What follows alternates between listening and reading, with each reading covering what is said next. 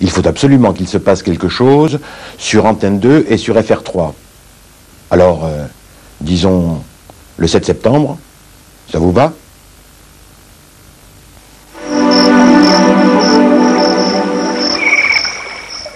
Björn Borg était son idole et sûr que Franck serait un grand champion. Aujourd'hui, le rêve, il n'est plus comme ça, quoi. Il a changé le rêve. Qui dit amour, qui dit amitié, dit rupture à un moment donné, ou fin, ou début. Philippe est passé sous la toise de l'école à l'armée. Aujourd'hui, il veut se marier. Des amourettes aux passions d'adultes, des rêves d'enfants aux réalités de la vie, un volet inédit de la série. Que deviendront-ils? Je sais pas, j'aimerais bien être journaliste comme ça. C'est quand même un métier de communication. Mesdames, mesdemoiselles, messieurs, bonsoir. Bonjour plutôt. Que deviendront-ils samedi, 22h25? Cet été, prenez le temps sur Antenne 2.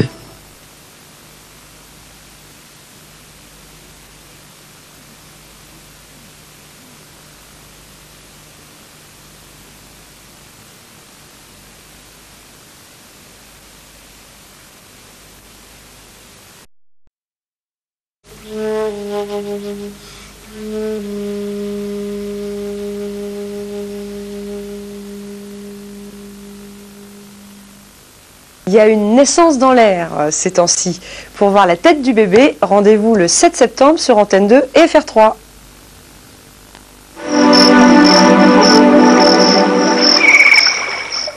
Björn Borg était son idole et sûr que Franck serait un grand champion. Aujourd'hui, le rêve, il n'est plus comme ça, quoi. Il a changé le rêve. Qui dit amour, qui dit amitié, dit rupture à un moment donné, ou fin, ou début.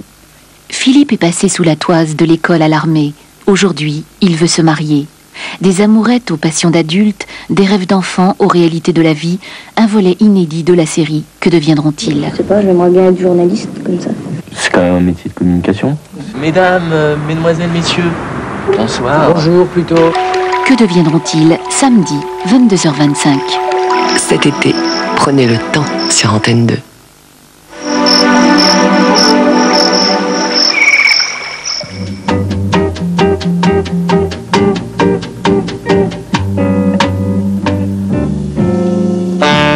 Ça va drôlement bouillonner le dimanche soir sur Antenne 2 avec des grands noms du cinéma, du théâtre, du livre, des arts, de la mode, etc. Je vous annonce d'ores et déjà Roman Polanski et Michel Serrault. Et dès ce dimanche 6 septembre, la grande actrice anglaise Vanessa Redgrave. Le dimanche soir, passez intelligemment d'une semaine à l'autre avec Bouillon de Culture. Bernard Pivot, Bouillon de Culture, dimanche, 22h30. Cet été, prenez le temps sur Antenne 2.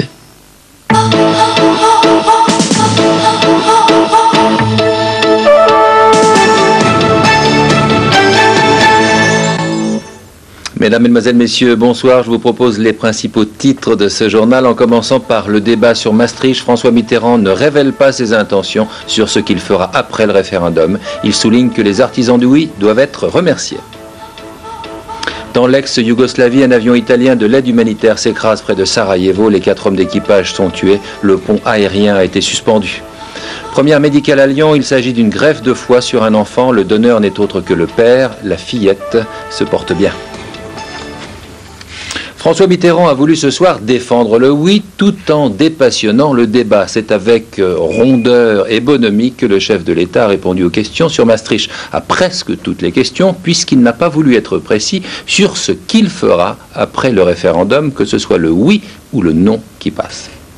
Si le non l'emportait, vous voyez, je parle au conditionnel et un grand conditionnel. Mais les conséquences seraient graves. Ce serait une formidable bourrasque.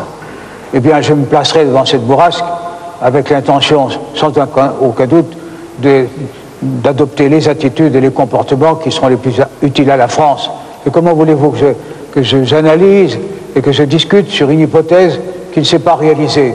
J'ai le temps de l'examiner. Et vous ne vous sentez pas plus en cause ce soir que le 14 juillet, ni par le oui, ni par le non? Non, pas davantage. Pourquoi? Alors, Serge Julie, pour la Je ne me dissimule pas plus l'extrême difficulté de la tâche. Helmut Kohl, le chancelier allemand, était invité à cette soirée concernant Maastricht. Il est lui aussi partisan du oui. Il donne un conseil d'amis aux Français. Sachez, dit-il, saisir la chance. Il s'est défendu de s'immiscer dans les affaires françaises. Partisan du non, Philippe Séguin est venu opposer ses arguments à ceux du président de la République. On était loin du ton d'un débat électoral. Ce débat a surtout porté sur des problèmes de fond. C'est la première fois que François Mitterrand, depuis son élection, rencontrait un représentant de l'opposition.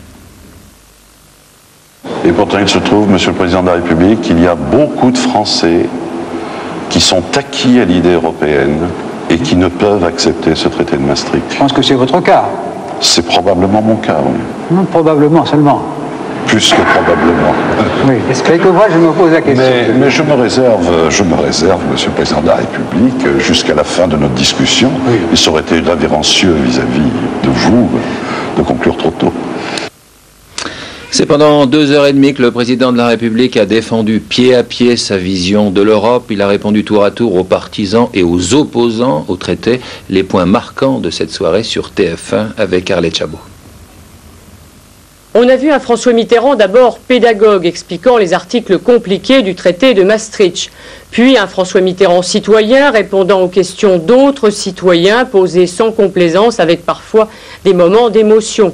Il y eut ensuite le François Mitterrand engagé à fond dans la campagne, dans un débat de grande qualité avec Philippe Séguin. Enfin François Mitterrand mystère. Le chef de l'État a refusé de dire ce qu'il ferait en cas de victoire du non, une hypothèse qu'évidemment il refuse. Le 14 juillet, le président avait indiqué « Je ne suis pas en cause dans cette affaire, que ce soit oui ou non ». Il a été plus flou cette fois, indiquant simplement que dans l'hypothèse donc de victoire du non, il prendrait ses responsabilités. Partira-t-il? Voudra-t-il dissoudre l'Assemblée ou simplement rester pour faire face au choc que provoquerait cette victoire du non? Il n'a rien dit. Le chef de l'État, on le sait, aime garder les mains libres pour adapter son attitude aux circonstances. Il est bien évident que les réactions n'ont pas manqué après l'intervention du président de la République. Je vous propose d'écouter celle de Nicolas Sarkozy pour le RPR, partisan du oui, et de Philippe de Villiers, un partisan du non. Question de savoir comment faire l'exégèse de ce qu'il a dit au cas où le oui l'emporterait ou le non l'emporterait. Moi, je suis incapable, je ne suis pas l'exégète attitré du président de la République. Moi, j'ai le sentiment très net que si le oui l'emporte, il restera, et que si le non l'emporte, il s'en ira. Il s'en ira pour une raison simple, c'est qu'il ne pourra pas rester. Il ne pourra pas rester puisqu'il faudra renégocier le traité. Il a dit quand même, c'est important, que ça ne serait pas l'apocalypse. Donc il n'y a pas de catastrophe. Vous pouvez voter non, tranquillement. Et il a quand même laissé entendre que si le non l'emportait, ça lui poserait un sacré problème. Il a parlé d'une bourrasque. Je pense que la bourrasque, c'est à l'Élysée. François Mitterrand a plus fait progresser le oui ou le non? On pouvait craindre le pire, tant il est vrai que les Français ont envie de dire non à François Mitterrand. On annonçait cette émission comme un tournant de la campagne. En vérité, on a eu une émission sympathique, pas grand-chose nous a été révélé par le président de la République, et j'en tire une conviction forte. C'est que pour tirer l'Europe de l'ornière où elle se trouve aujourd'hui par la faute des socialistes, car il y a un risque que l'Europe soit la victime du rejet socialiste, eh bien, il faut que les leaders de l'opposition se retroussent les manches. C'est ce que nous allons faire d'ici au 20 septembre. Est-ce que vous avez un conseil à donner à François Mitterrand si le non devait l'emporter? J'ai une conviction, c'est que François Mitterrand n'est pas le général de Gaulle. Et que François Mitterrand ne tirera pas de conséquences d'un éventuel échec au référendum. Le conseil, ça serait de suivre l'exemple de Jacques Chirac, c'est-à-dire de vérifier à chaque instant s'il bénéficie du soutien et de la confiance de ceux qui l'ont désigné. Mais voyez-vous, c'est un vœu pieux plus qu'un conseil. Maastricht encore, Charles Pasqua envoie une lettre à Pierre Bérégovoy car il s'étonne, dit-il, que les présidents d'entreprises nationales aient pris parti pour le oui alors qu'ils sont tenus au droit de réserve. Un tout dernier sondage qui ne concerne pas Maastricht cette fois, mais la cote des hommes politiques. Il indique ce sondage une baisse de 2 points pour François Mitterrand par rapport au mois de juillet. 36% des Français font confiance au chef de l'État, 61% sont d'un avis contraire. Pierre Bérégovoy perd 4 points avec 50% d'opinion favorable. Le sondage est signé Sofres pour Le Figaro. À présent, les informations à l'étranger, avec tout d'abord l'arrêt du pont aérien sur l'ex-Yougoslavie décidé par le Haut Comité pour les réfugiés après qu'un avion italien se soit écrasé à quelques kilomètres de Sarajevo. Dorothée Oliéric.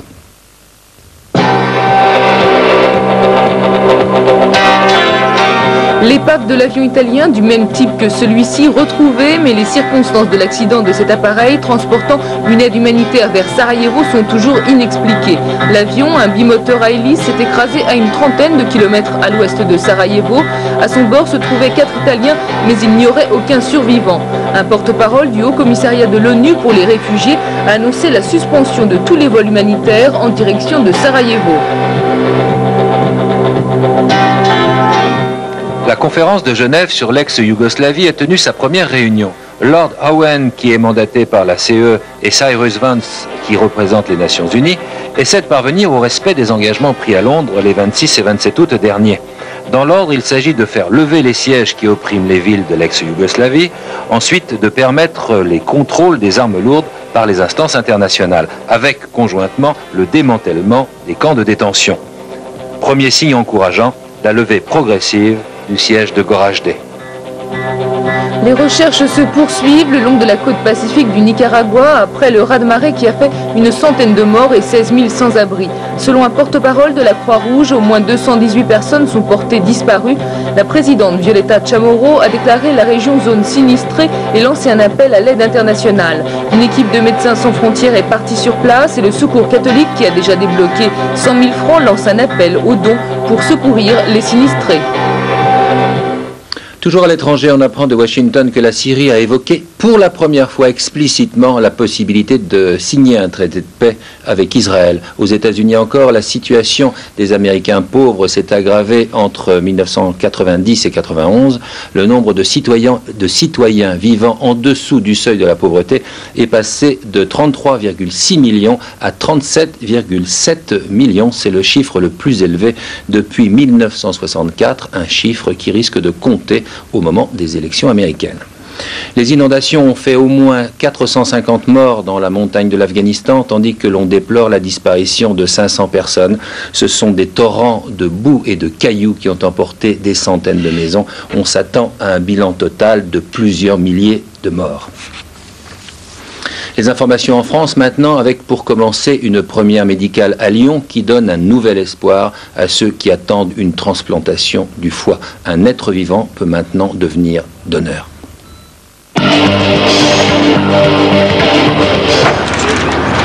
Premier objectif de Michel Vauzel, renforcer la présomption d'innocence. Concrètement, une personne s'estimant bafouée pourra avant 3 mois obtenir la publication dans la presse de la décision de non-lieu et bénéficier d'un droit de réponse après le jugement la mettant hors de cause.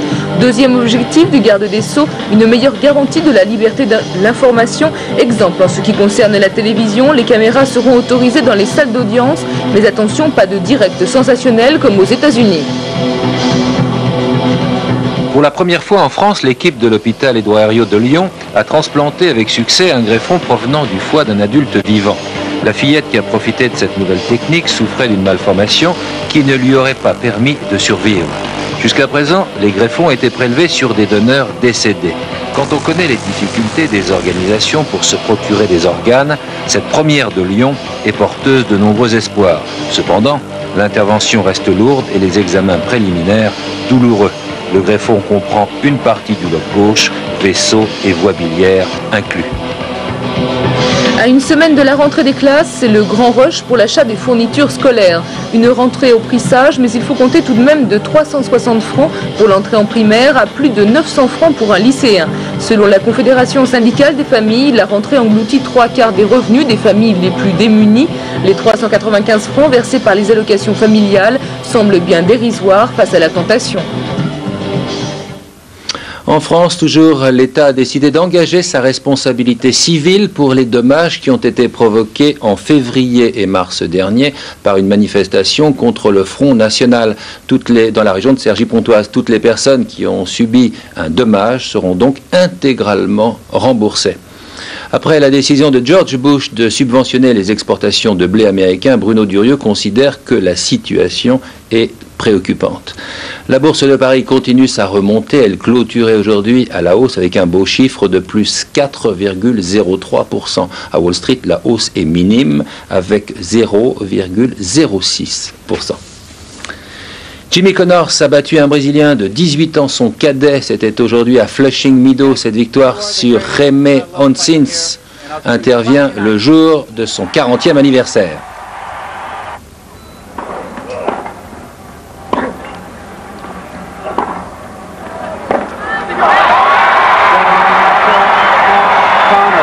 Voilà, c'est la fin du match et on a vu que le gâteau avait été prévu.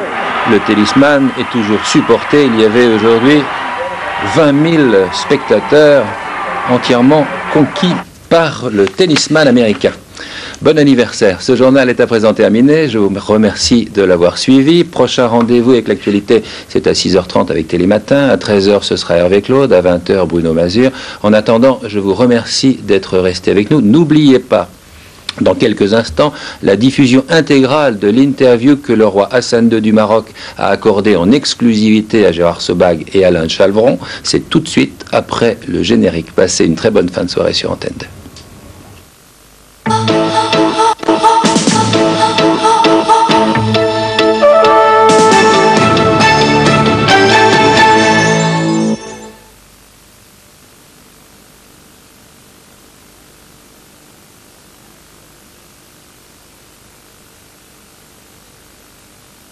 C'est demain, en effet, que le peuple marocain est appelé à voter pour un référendum en faveur ou contre une nouvelle constitution, une constitution que vous avez voulu plus démocratique.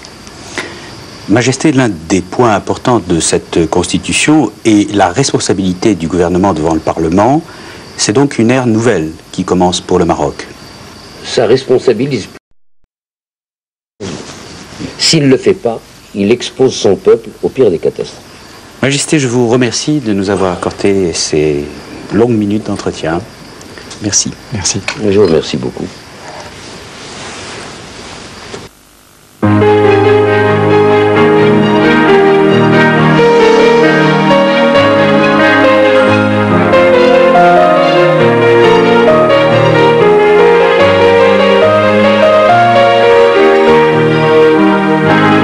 Monsieur, bonsoir. Encore un jour, patientez encore un jour et je vous promets que vous reverrez le soleil sur une grande partie de la France, notamment sur l'ouest du pays. Quant aux températures, il fera frais demain, il fera encore plus frais samedi. Là, il faudra attendre dimanche pour voir le thermomètre remonter. Demain, ce ne sera pas terrible encore avec l'arrivée d'une perturbation qui amènera de la pluie le matin sur toute la moitié nord du pays et en cours de journée, cette perturbation affectera les régions comprises entre le sud-ouest et l'est. Vous allez le voir sur cette carte que vous propose Météo France. Donc, je vous le disais, en cours de journée, les régions sous la pluie seront celles du sud-ouest, du Limousin, du Massif central, de la Bourgogne et de l'Alsace. Ciel couvert et pluvieux, il neigera sur les Alpes à partir de 2100 mètres demain dans la journée et cette altitude s'abaissera à 1800 mètres en cours de nuit car les températures vont encore chuter. Donc chute de neige à partir de 1800 mètres, 1600 mètres même sur le relief des Alpes la nuit prochaine. À l'arrière de cette perturbation, l'arrivée d'air un petit peu plus frais avec une alternance de nuages, d'éclaircies et d'averses et des vents d'ouest qui souffleront assez fort entre 50 et 60 km à l'heure. Les éclaircies reviendront en cours d'après-midi sur la Bretagne, les Pays de Loire et le nord de l'Aquitaine. Et puis à l'avant de la perturbation, le ciel deviendra de plus en plus nuageux, des Pyrénées aux Alpes. Seules les régions du littoral méditerranéen conserveront un ciel clair et largement ensoleillé. Les températures demain matin, elles seront assez fraîches pour la saison. Elles varieront de 10 à 13 degrés sur la moitié nord et de 11 à 18 degrés au sud, avec un maximum ici du côté de Bastia. En cours de journée, le thermomètre sera encore plus frais qu'aujourd'hui. Nous perdrons entre 5 et 6 degrés. 5 et 6 degrés en dessous des normales saisonnières. Résultat, cela nous donne des valeurs entre 16 et 18 degrés sur la moitié nord et de 16 à 27 degrés au sud. Mais il fera surtout frais samedi matin puisqu'on relèvera des valeurs entre 4 et 8 degrés sur l'ensemble du pays. C'est vraiment pas beaucoup pour la saison. Si vous voyagez demain, sortons un petit peu de nos frontières pour constater, bien, la situation ne varie pas beaucoup. L'anticyclone se maintient sur les pays méditerranéens, sur l'Espagne, sur l'Afrique du Nord, sur l'Italie ou sur la Grèce avec des températures vraiment agréables entre 28 et 33 degrés. Et puis sur le nord de l'Europe, les perturbations se succèdent toujours avec de la pluie à Genève ou à Vienne. Des éclaircies reviendront quand même à Oslo et à Dublin, mais les températures resteront fraîches entre 11 et 14 degrés seulement. Ce n'est pas beaucoup. Demain, on fêtera les Rosalies et on perdra 3 minutes de soleil. Je vous souhaite une bonne nuit et je vous retrouve demain. Merci. Bonsoir.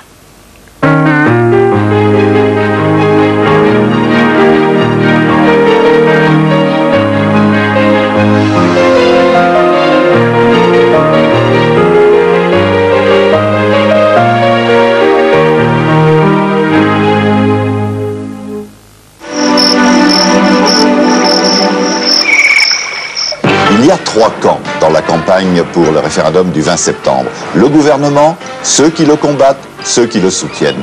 Dans chacun de ces trois camps, il y a plusieurs sensibilités politiques. L'heure de vérité vous a permis d'entendre les arguments du non au traité de Maastricht, puis le oui du Premier ministre, M. Bérégovoy, et dimanche, ce sera au tour du oui de l'opposition politique. Invité, M. Giscard d'Estaing, ancien président de la République. L'heure de vérité, dimanche, midi. Cet été, prenez le temps sur Antenne 2.